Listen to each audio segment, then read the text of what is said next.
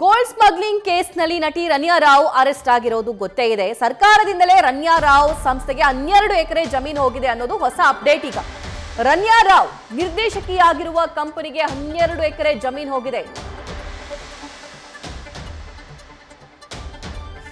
KSIRODA India private limited ಕಂಪನಿಗೆ Ranya ನಿರ್ದೇಶಕಿಯಾಗಿದ್ದಾರೆ. 2023ರಲ್ಲಿ KIADB ಇಂದ 12 ಎಕರೆ ಜಮೀನು ಮಂಜೂರಾಗಿದೆ. ಜಮೀನು ಮಂಜೂರಿನ ಬಗ್ಗೆ ಈಗ ಹಲವು ಪ್ರಶ್ನೆಗಳು ಕೂಡ ಎದ್ದಿವೆ. ಈ ಜಮೀನು ಮಂಜೂರು ಮಾಡಿಕೊಟ್ಟಿದ್ದು ಯಾರು, ಯಾರ ರೆಫರೆನ್ಸ್ ಮೇಲೆ ಜಮೀನು ಮಂಜೂರಾಯಿತು ಅನ್ನೋದರ ಬಗ್ಗೆ.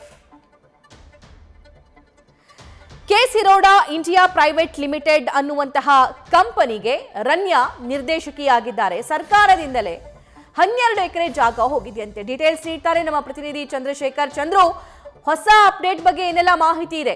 ಈ 12 ಎಕರೆ ಜಮೀನು ಹೋಗಿದ್ದು ಯಾವ ವರ್ಷದಲ್ಲಿ, ಅದನ್ನ ರೆಫರ್ ಮಾಡಿದ್ದು ಯಾರು ಕೊಟ್ಟಿದ್ದು?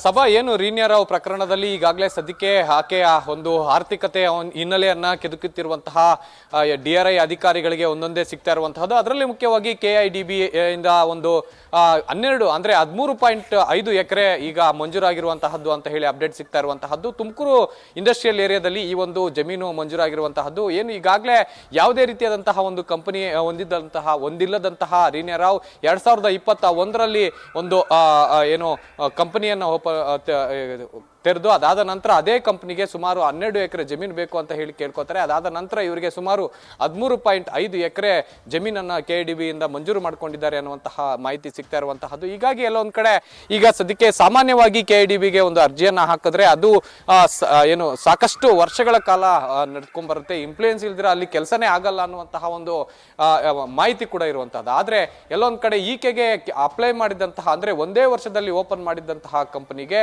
ಅದಾದ ನಂತರ ಕೇವಲ 8 ರಿಂದ 9 ತಿಂಗಳಲ್ಲಿ ಆಕೆಗೆ ಸುಮಾರು 13.5 ಎಕರೆ ತುಮಕೂರು ಬಳಿ KIADBಯಲ್ಲಿ ಮಂಜೂರಾಗಿರುವಂತಹದ್ದು. ಎಲ್ಲೊಂದ್ ಕಡೆ ದೊಡ್ಡ ದೊಡ್ಡ ರಾಜಕಾರಣಿಗಳ ಲಿಂಕ್ ಇದೆಯಾ ಈಕೆಗೆ ಅನ್ನುವಂತಹದ್ದು ಈಗ ಸದ್ಯಕ್ಕೆ ಮೇಲ್ನೋಟಕ್ಕೆ ಕೇಳಿ ಬರ್ತಾ ಇರುವಂತಹ ಮಾತಾಗಿದೆ. ಹೀಗಾಗಿ ಎಲ್ಲೊಂದ್ ಕಡೆ ಆಕೆಯ ಜೊತೆಯಲ್ಲಿ ಸಂಪರ್ಕದಲ್ಲಿದ್ದಂತಹ ಯಾರು ರಾಜಕಾರಣಿಗಳು ಅನ್ನುವಂತಹ ವಿಚಾರಣೆ ಕೂಡ ಸದ್ಯಕ್ಕೆ DRI ಅಧಿಕಾರಿಗಳು ನಡೆಸ್ತಾ ಇರುವಂತಹದ್ದು. ಸಭಾ ನ್ಯೂಸ್ ಫಸ್ಟ್ ನಿರ್ಭೀತಿಯಿಂದ ನಿಮ್ಮ ಪರವಾಗಿ.